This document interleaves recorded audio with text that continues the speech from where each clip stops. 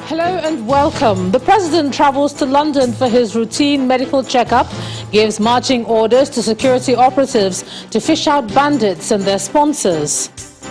Sponsors of terrorism will soon be named, including Bureau de Change operators collaborating with bandits and kidnappers. Presidential spokesman says that revelation is imminent, just as 15 people are dead in Ishielu local government area of Ebonyi state after suspected herdsmen unleashed mayhem in 4 communities. Governor Mahi vows that the perpetrators will be brought to justice. And Germany suspends the routine use of Oxford AstraZeneca vaccine for persons below 60 over risk of rare blood clots. Plus, we'll have business, sports, news from Abuja, and later on international news from our London studios. On business news tonight, indigenous oil giant Seplat issues $650 million 5-year bond and the largest Nigerian oil and gas offering in history. And on sports news tonight, Nigeria Super Eagles end AFCON qualifying campaign with a convincing 3-0 victory over the Crocodiles of Lesotho in Lagos. From the nation's capital, court fixes April the 16th for judgment on suit challenging tenure elongation granted the Inspector General of Police, Mohammed Adamu, by the President.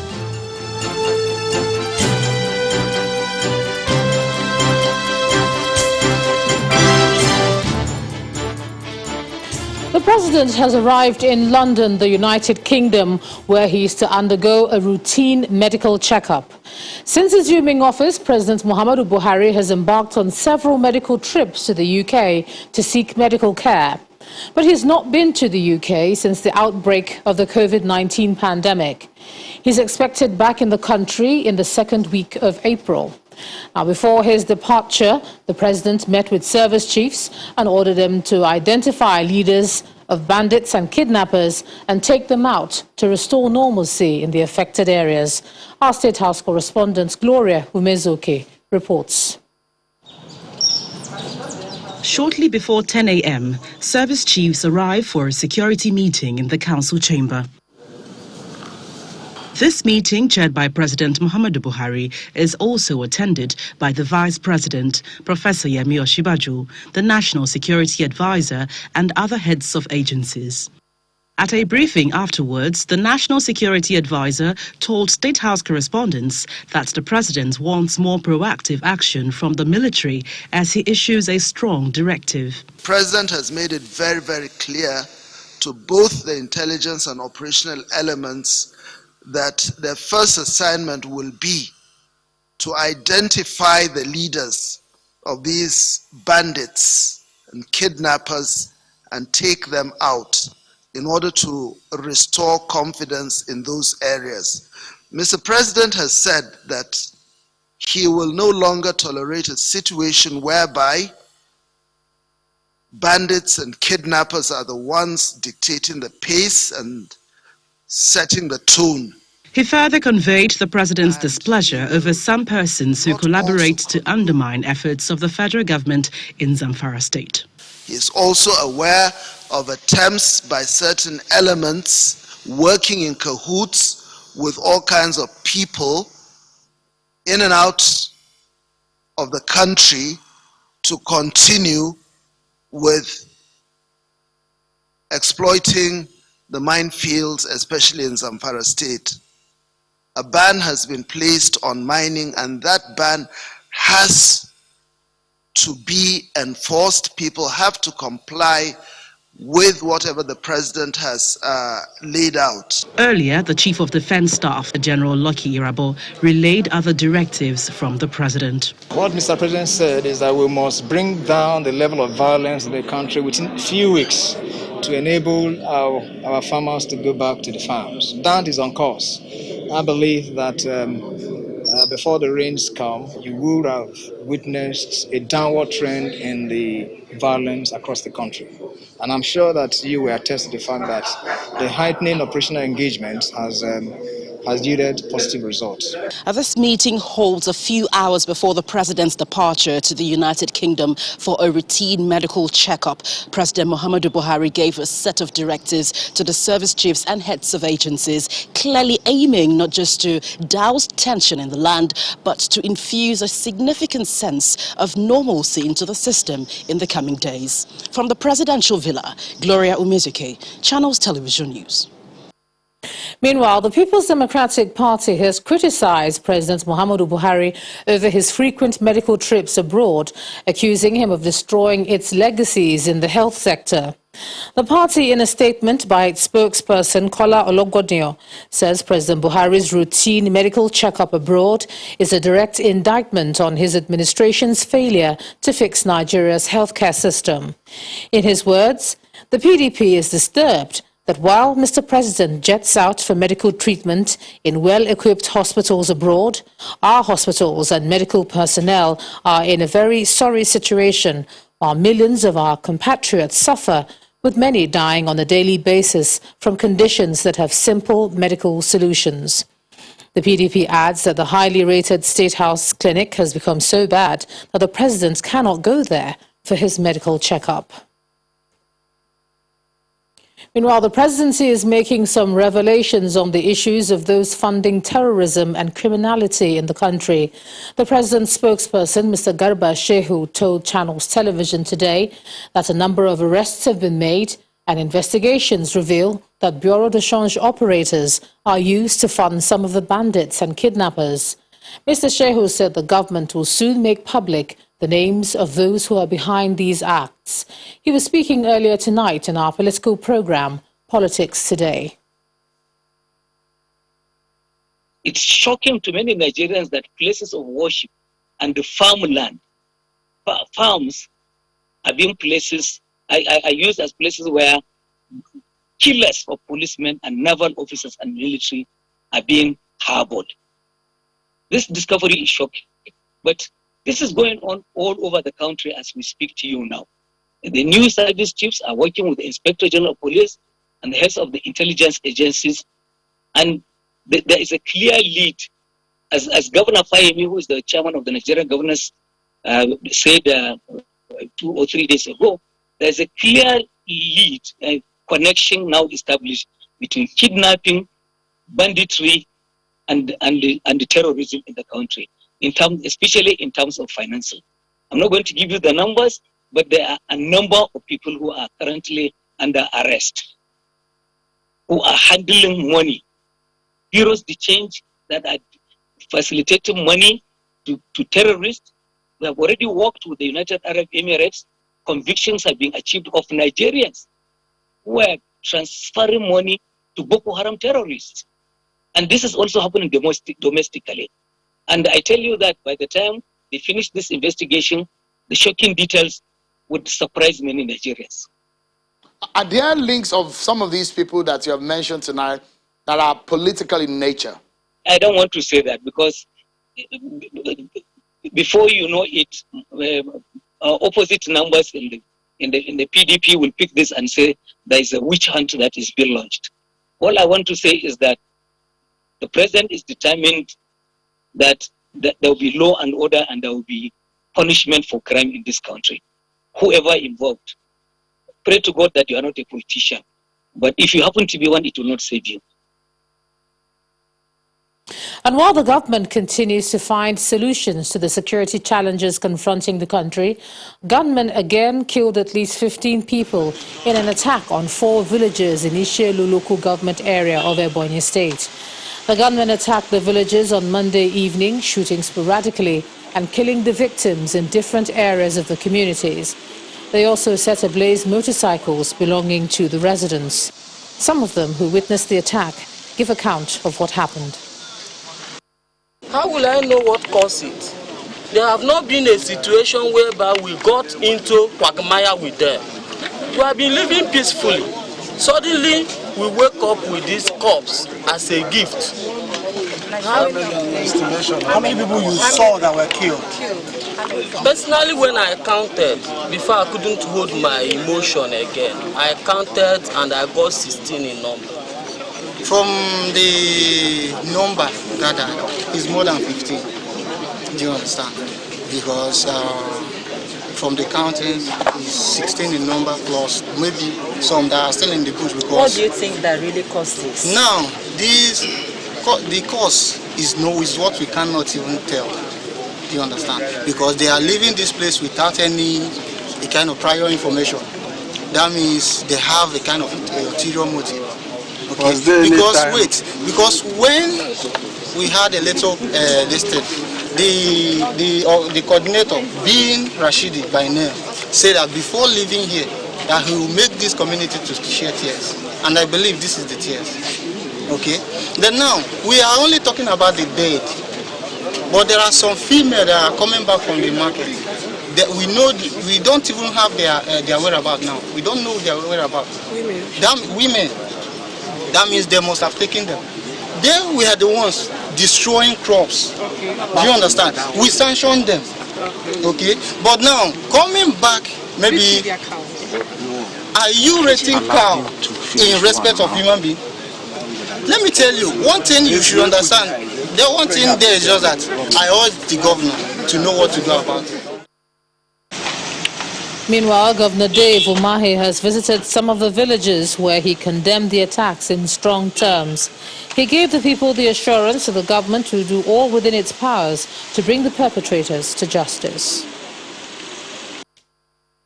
I got a very shocking news this afternoon about the attack on about 4 communities of Nkalaha, Obago, Amezu, Nkalago autonomous communities, initially, Umuhali, Umuhali autonomous community, initially local government by AK-47 herdsmen that came yesterday and killed 15 of members of these communities. I remember that about a year ago, we had an incident of killing of 2 herdsmen within this same location. And immediately the security agencies, local government chairman, and the community leaders all came together to condemn the attack and the killing. And we immediately asked the security agencies to fish out the people that did that. They didn't do it on behalf of the communities. And they did fish them out.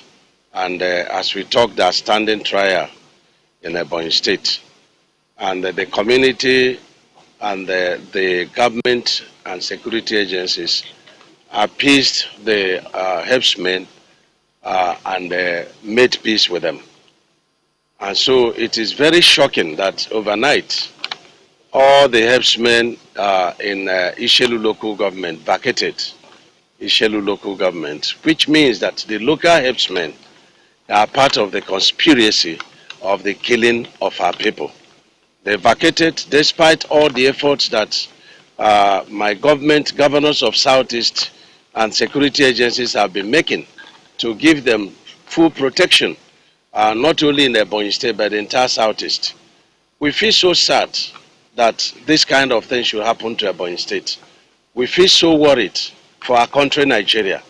We are short of words, and good enough we have some traces of the sponsors, we have traces of those who came here. I will not disclose it, but I'm going to escalate the identities of the people to the highest authority, and we wait to see what they will do. And staying with security, this time in Delta State, there's been a bank robbery at Iseruku community in Anyocha South local government area of the state.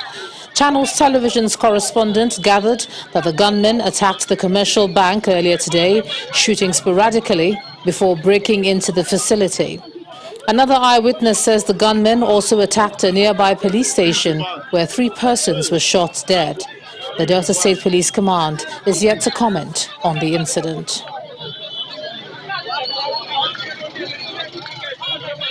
In part 2, after the break, Lagos Judicial Panel on Police Brutality extends sitting by 3 months. That's in a moment. Do join us again.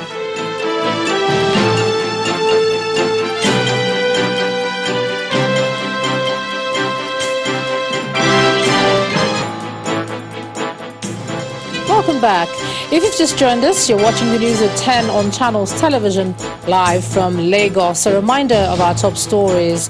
The President travels to London for his routine medical checkup, gives marching orders to security operatives to fish out bandits and their sponsors. Sponsors of terrorism will soon be named, including Bureau de Change operators collaborating with bandits and kidnappers. Presidential spokesman says the revelation is imminent. 15 people are dead in Ishielu local government area of Ebonyi state after suspected herdsmen unleashed mayhem in 4 communities. Governor Mahi vows that the perpetrators will be brought to justice. And Germany suspends the routine use of Oxford AstraZeneca vaccine for persons below 60 over risk of rare blood clots. Let's cross over to Abuja now, and here's Terry Ikumi. Terry? Hello, Ejoman. Welcome to the nation's capital. We begin with legal matters. A federal high court sitting in Abuja has fixed April the 16th to deliver judgment in a suit challenging the legality of the 3-month tenure extension granted to the Inspector General of Police, Mohammed Adamu, by the President. Justice Ahmed Mohammed adjourned the matter for judgment after all the parties adopted their final briefs of argument. Listed as defendants in the suit, which was brought before the court by a constitutional lawyer, Mr. Maxwell Okpara, are President Buhari, IGP Adamu, the Attorney General of the Federation and Minister of Justice, Mr. Abubakar Malami, and the Nigeria Police Council. The plaintiff, through his lawyer, urged the court to declare the continued stay of Mr. Adamu as IGP as illegal and unconstitutional. But the defendants prayed the court to dismiss the suit for lacking in merit. Lawyer to the Inspector General of Police, who maintained his position on the matter, argued that the decision to retain Mr. Adamu as the IGP is not in breach of either the 1999 Constitution as amended or the Police Act. Staying with the court, a state high court sitting in Owerri, the Imo State capital, has vacated the court order gotten by the All Progressives Grand Alliance, restraining the Independent National Electoral Commission, INEC, from issuing a certificate of return to Senator Ifeanyi Ararume as the authentic winner of the December 5th Imo North Senatorial District by-election under the All Progressives Congress. Justice Eugene Agada, who incidentally granted a court injunction to the All Progressives Grand Alliance in the first place, overruled his earlier judgment, giving reasons that his attention was not drawn to the actual provisions of the law, precisely Section 251 of the 1999 Constitution as amended, which states clearly the issue of warrant of jurisdiction. A federal high court sitting in Abuja had on March the 18th ordered the Independent National Electoral Commission, INEC, to issue a certificate of return to Mr. Ifeanyi Ararume within 72 hours as the authentic winner of the election, based on the result of the December 5, 2020 Imo North Senatorial by-election. On that same day, a state high court in Owerri, presided over by Justice Eugene Agada, issued an order of interim injunction to the Independent National Electoral Commission, restraining it from recognizing Senator Ifeanyi Ararume as the winner of the December 2020 Imo North Senatorial candidate of the All Progressives Congress, APC. Away from the courts, the Senate Committee on Local and Foreign Debt is asking the Ministries of Agriculture, Finance and the Debt Management Office to furnish it with more details before it approves the sum of 995 million euros and $1.5 billion foreign loans. The federal government is seeking foreign loans for the execution of the Green Imperative Program for mechanized farming and provision of critical infrastructure across the 36 states of the Federation to manage the COVID-19 pandemic. Our correspondent Linda Akigbe reports. This is an interface between executives from the Ministries of Agriculture, Finance and the Debt Management Office and the Senate Committee on Local and Foreign Debts to discuss the federal government's 2016 to 2018 external borrowing plan. Have been put in the past toward issue of mechanization. Specifically, they are to furnish the committee with details of what the 995 million euros and $1.5 million foreign loans will be used for. We were able to approve item A, but for item B and C, it was not possible because of lack of proper information as to what that money will be used for. The Minister of Agriculture explains that the loan will be used for an agricultural program to provide mechanized farming for optimized food production in the country. Well, this program of green imperative, an understanding between the Brazilian government and Nigerian government, this is intended to provide at least 10,000 tractors over the next 3 years, and another set of 10,000 tractors in another 3 years. However, committee members are worried about the implementation of the program, but the minister tries to assuage their fears. A lot of efforts have been put in the past toward issue of mechanization, but I must say here, without any fear of contradiction, that it has not actually benefited the real farmers. And we want to know, how will this program be different from other previous programs? My concern here is that you have not even been able to identify the real farmers. We are talking about those who are going to use the tractors or they are not trained. Yes, we know why our farmers are. Now, within the last, it's not up to a year, we have registered 5.8 million farmers across the country.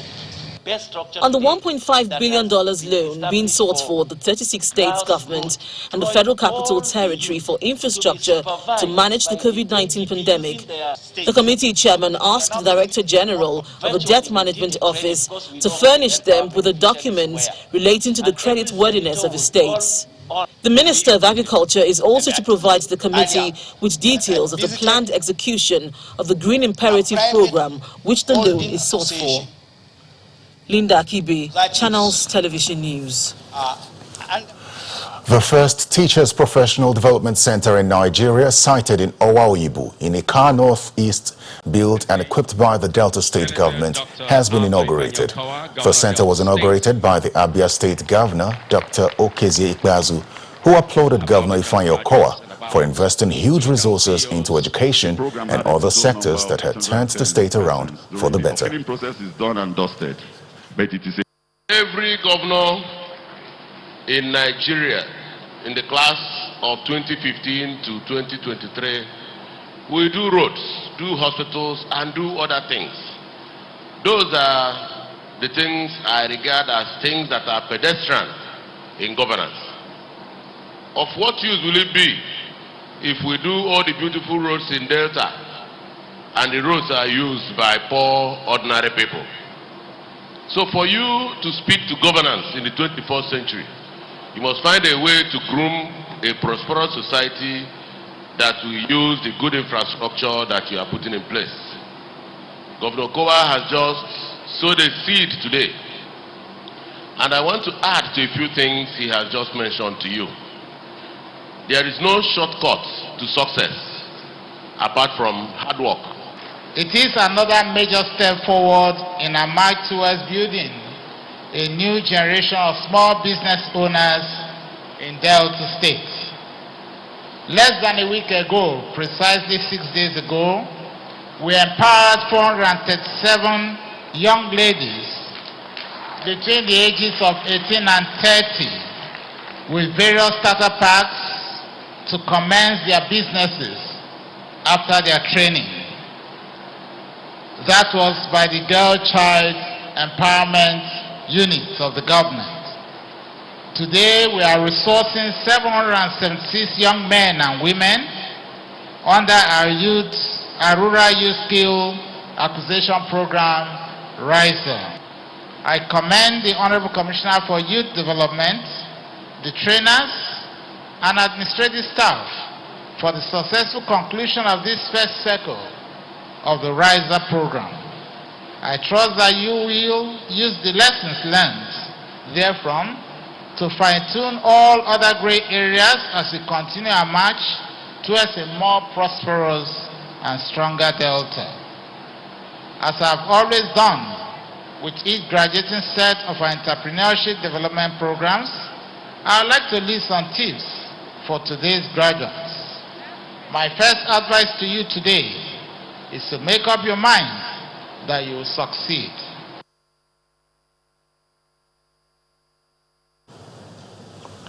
Well, that's all from Abuja. We'll go back now to Lagos, where Ijema Onyata will continue the rest of the stories. Thanks a lot, Terry. The federal government is reiterating its commitment to ensure that every child in Nigeria gets the required quality education.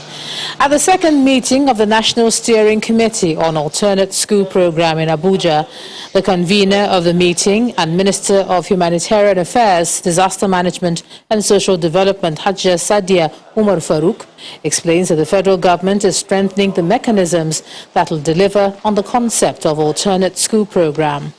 President Muhammadu Buhari launched the program to ensure that every out-of-school child in Nigeria gains access to quality basic education in line with the Sustainable Development Goal 4. In collaboration with the Federal Ministry of Education, we have spent the last few weeks in engagement with various stakeholders in a bid to refine and strengthen the ASP concept note towards successful implementation of this program. For it is upon this foundation that we can begin to erect necessary building blocks. I'm pleased with the outcome of this engagement, and I hope the National Steering Committee is able to quickly adapt and rectify the concept note to enable us forge ahead as swiftly as possible. Let us all remain mindful that the alternate school program possesses the potential for every child to gain access to quality education, irrespective of social, cultural, or economic standing, as well as provide a means of improving household incomes for their respective families through the federal government social intervention programs as delivered to the Ministry of Humanitarian Affairs, Disaster Management and Social Development. It also seeks to equip children with the requisite skills and wherewithal to engage with and contribute meaningfully to the Nigerian economy.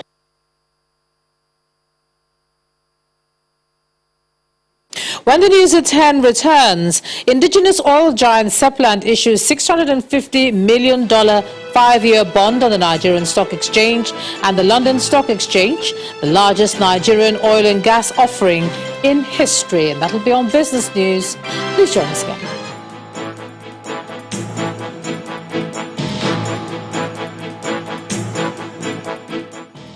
Welcome back to the news at 10. In line with the federal government's efforts to boost food production in Nigeria, Unity Bank of Nigeria has partnered with relevant agencies to flag off the wet season rice harvest. The event, which was at the National Rice Festival, took place in Gombe State, where 12 pyramids of over 200,000 50 kg bags of rice were displayed.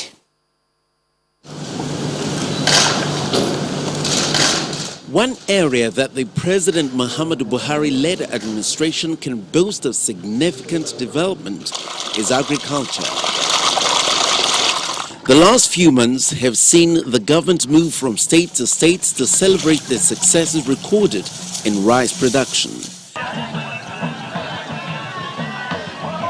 They are in Gombe State to celebrate another success story as they display pyramids of rice during the National Rice Festival that took place in the state. President Muhammadu Buhari was represented by Governor Atiku Bagudu of Kebbi State. He lauded the efforts of individuals and corporate organizations who have made this possible. Confidence is returning to the Nigerian economy, and as the governor of the central bank said, private capital is been increasingly attracted to agriculture. This symbolic event reinforces the massive potential in Nigerian agriculture and encourages more private sector investments in the agricultural value chain. The host governor, Inuwa Yahaya, describes Gombe State as a fertile land for agriculture. We could equally advance the cause of our people, whether in processing, whether in marketing and distribution, or whether in consumption.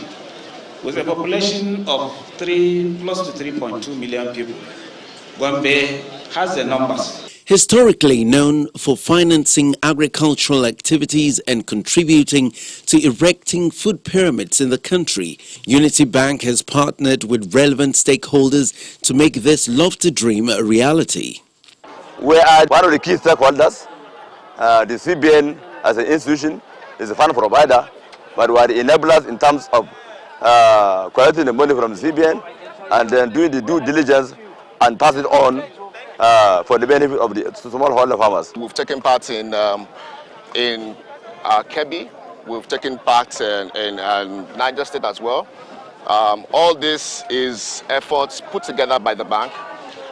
The goal remains to have a nation that is food sufficient and ultimately move the agricultural sector from subsistence to commercial scale.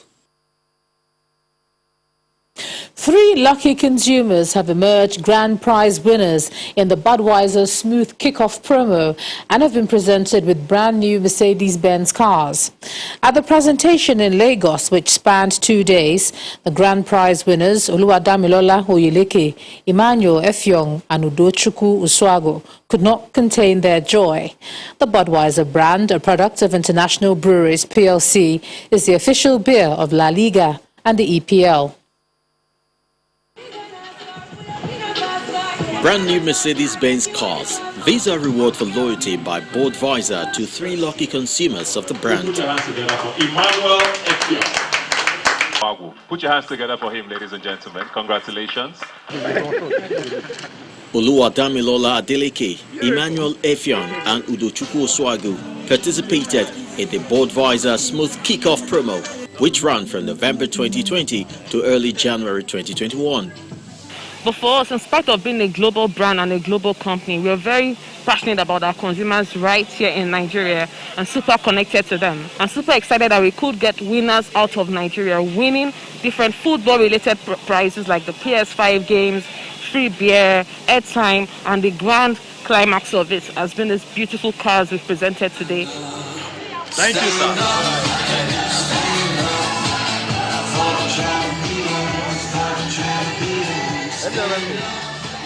The management says Budweiser, the official beer of La Liga and the EPL, is all about bringing an experience that is inspiring. Today's event showed how happy, and how ecstatic the winners were to actually receive their prizes today. And the one thing I would tell consumers is Budweiser rewards loyal consumers, so keep drinking Budweiser. For the proud winners, this is one moment they will always cherish. You need to see me. The first day they called me, so I was so excited that I couldn't bear it alone. I couldn't share alone with the, joy. I had to let my colleagues. Who am I from nowhere to look at me today? Where will I start saving to this point to get this kind of car? But Budweiser has chosen to colorful, as in to add color to my life. And the message here is be a king. So every day we challenge consumers to be a king, and that speaks to what we're doing here today, because all the consumers who you see here today are kings in their own right. Budweiser is a product of International Breweries PLC, a proud part of AB InBev family.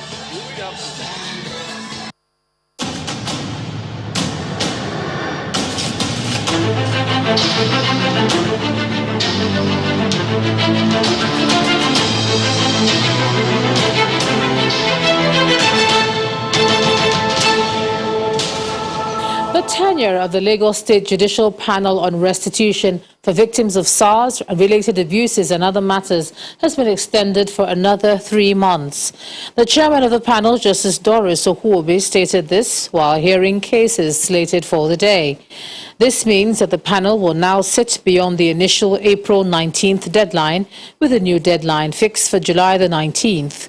The panel had received 235 petitions, and so far it's only partly heard over 115 cases and given out about 44 million naira as compensation to victims of police abuse and brutality. Let's take a look at business news for the day. Here's Anne Waudu. Thanks a lot, Ijoma. Hello and welcome to Business News. One of Nigeria's leading independent energy companies, Seplat, has issued a $650 million 5-year bond, the largest ever Nigerian oil and gas offering in history. The statement sent by the company to the Nigerian Stock Exchange says the notes were priced at a yield of 7.75%, which represents a significant pricing reduction from its $350 million debut issuance in 2018, which was priced at a yield of 9.50%.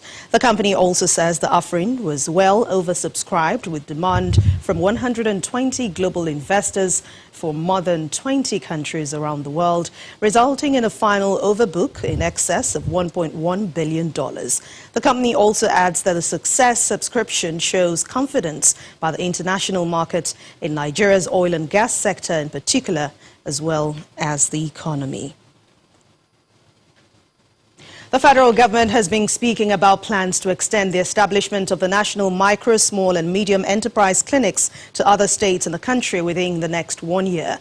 Speaking at the 27th edition of the National MSME Clinic in Gombe State, the Vice President, Professor Yemi Osinbajo, explains that the pilot phase has shown that the government can replicate similar interventions across the country. He also adds that based on feedback, more entrepreneurs have expressed interest in being part of the scheme owing to the number of businesses that have been registered. 6,000 new business names registered for free. Over 1 billion naira invested by the federal government to support small businesses, and over 20,000 beneficiaries of the federal government's survival fund in Gombe State alone is the highlight of the 27th edition of Micro, Small and Medium Enterprises Clinic. Delayed by the COVID-19 pandemic, the clinic in Gombe is today officially inaugurated by the Vice President, Professor Yemi Osinbajo, who appreciates the impact of the program so far. The National MSME Clinics program has facilitated the establishment of shared facilities for MSMEs in Benue State, in Bauchi State, in Oyo State, with others to be established in Kaduna, Kebbi, Anambra, Ogun, Ebonyi State, Edo, Katsina, and Katsina State over the next 1 year. These shared facilities will provide fully equipped cluster-style spaces that MSMEs can use at a reasonable cost. The Minister of State, Industry, Trade and Investment underscores the benefits of the initiative as one aimed at reducing poverty, creating jobs and boosting Nigeria's economy. The MSME sector is the engine of growth of any economy, contributing to its development, job creation, and export capacity, amongst others. The latest maiden NBS survey indicates Nigeria's MSMEs contribute nearly 50% of the country's GDP and account for over 80% of employment in the country.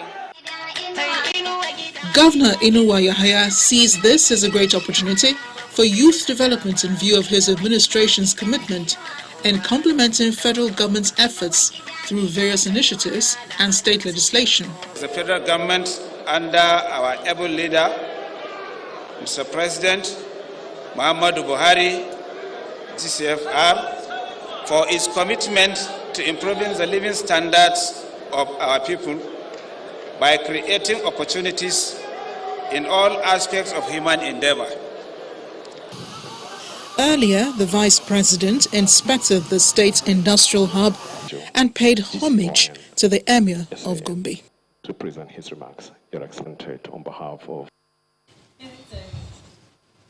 The Nigerian Export-Import Bank has announced a partnership with Afrexim Bank to mobilize $50 million agro fund for women and for youths. The managing director of Nexim Bank, Abubakar Abba Bello, made this announcement in the nation's capital, Abuja, at the launch of Women and Youth Export Development Fund with the theme Unlocking Export Market Opportunities for Women and Youth. Mr. Bello explains that the launch of the facility was in commemoration of the 2021 International Women's Day, celebrated globally on March the 8th, adding that the project will increase women and youth participation in the global agro-export market. And talking about markets, let's head to the domestic stock market, where about 119 billion naira was lost to a renewed round of profit-taking today after investors took advantage of moderate gains recorded on Monday.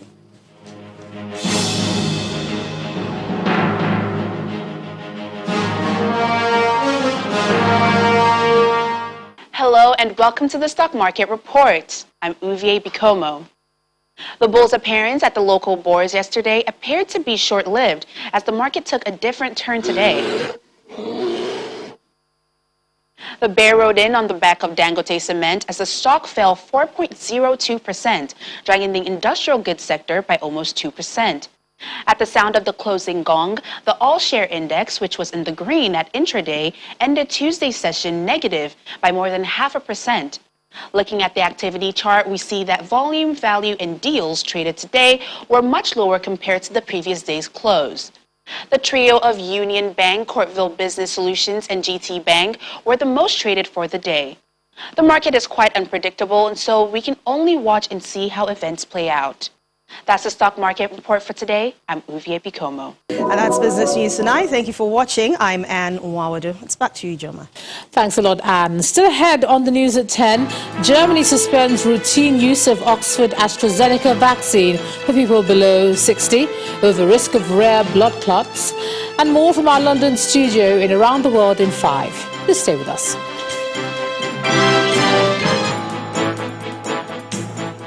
Welcome back. The German government is suspending the use of the Oxford AstraZeneca vaccine for people under the age of 60 because of a risk of rare blood clots.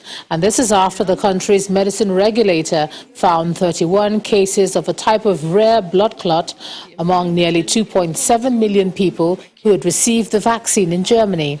However, it will continue to analyze its database. Here's Simon Pusey with more international news in Around the World in 5. Good evening and welcome to the Channel Studios here in London with your international news around the world in 5. China has approved a sweeping and controversial overhaul to Hong Kong's political system, which will tighten its control over the city. The new measure will cut the number of directly elected seats in the territory's mini-parliament and create a vetting committee to approve candidates for office. The overhaul is part of Beijing's efforts to consolidate its increasingly authoritarian grip over the former British colony. China says that the reforms are intended to ensure that only patriots govern the city. Leaders of 23 countries and the World Health Organization have backed an idea to create an international treaty to help the world prepare for future pandemics. We must not allow the memories of this crisis to fade and go back to business as usual. WHO Director General said that formal negotiations have not begun, but the time to act is now, as the world cannot afford another pandemic. A new treaty would help to establish better systems for alerting people about potential pandemics and also improving the sharing of data and distribution of vaccines and personal protective equipment. Human Rights Watch has said that Lebanon's military intelligence has forcibly disappeared and allegedly tortured people who protested against lockdown conditions. The report shows that people detained at protests were tortured and faced unsubstantiated terrorism charges at military courts which under international law should not have jurisdiction over civilians. The report also highlights violations of due process, forced disappearances and inhumane detention conditions. Brazil's President Jair Bolsonaro has replaced 6 cabinet members as his popularity plummets over his handling of the pandemic. The sweeping cabinet reshuffle comes after mounting pressure as Brazil's health service is reported to be on the brink of collapse. He has consistently opposed quarantine measures and told Brazilians to stop whining about the coronavirus pandemic. More than 300,000 people have died of COVID-19 in the country, with more than 12 million confirmed cases. Kenya is facing an acute shortage of oxygen in hospitals across the country. The shortage has been caused by a rising number of COVID-19 cases as the country experiences a deadly third wave. Health Minister Mutahi Kagwe says Kenyans were hoarding some 20,000 oxygen cylinders in private facilities, homes and institutions. He said the cylinders were desperately needed in public hospitals to save lives and appealed to Kenyans to take them back to manufacturers. Athletic shoemaker Nike has sued a New York-based company over a controversial pair of Satan shoes that contain a drop of real human blood in the soles.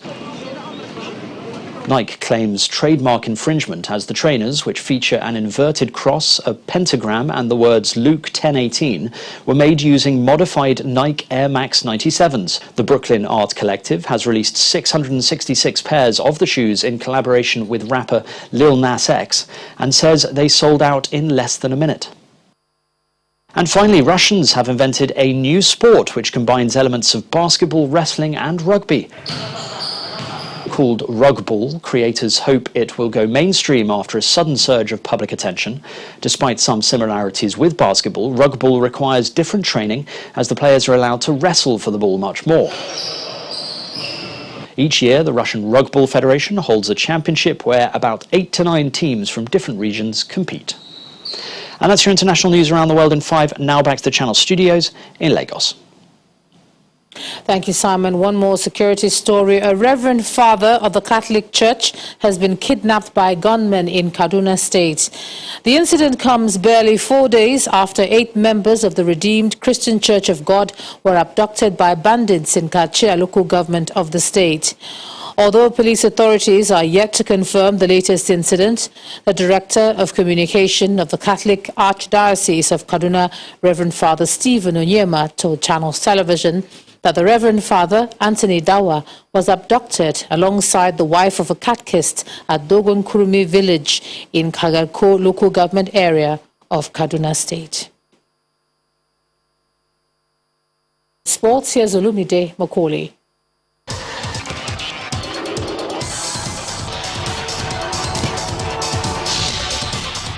Thank you, Ijoma. Hello and welcome to Sports News. The Bayelsa State government has stepped up preparations towards ensuring that all the athletes representing the state at the National Sports Festival in Edo State are COVID-19 protected.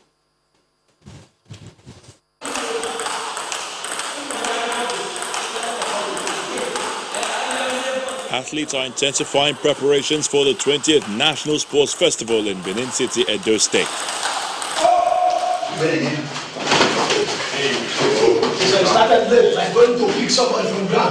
In Akwa Ibom State, these kickboxers engage in strenuous training sessions inside the closed section of the Uyo Township Stadium in a bid to retain their elite status. Looking at the 2018 National Sports Festival in Abuja, the Akwa Ibom State Kickboxing Sensation came out first in the overall medal table for kickboxing events in Nigeria, and we're looking at going back to defend our medal standing in the Kickboxing Federation. So we are looking for the very best.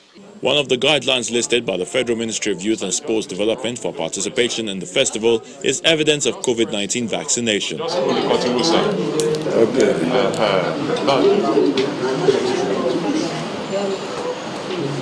Bayelsa State has begun vaccination of some of its athletes, and the government is optimistic that all will be vaccinated before the competition commences. We hope every athlete will be vaccinated before then. I've had discussions with the commissioner, my colleague, the Commissioner for Health, and they've made their resources available to us to ensure that we vaccinate every athlete. Delta State confirms its international athletes may not be a part of the Games, as most of them are already involved with preparations ahead of the Tokyo Olympics later this year. The postponement has cost us a lot of problems in the sense that our foreign-based athletes are not going to be able to come. They cannot participate because they are all at their build-up level, preparing for the Olympics. And you know, our program right now, if you are supposed to go for the sports festival, you must be at your peak. Athletes in the South-South region have dominated the festival, with Delta emerging champions in 2018 in Abuja. And that's it on Sports News. Ijoma, back to you.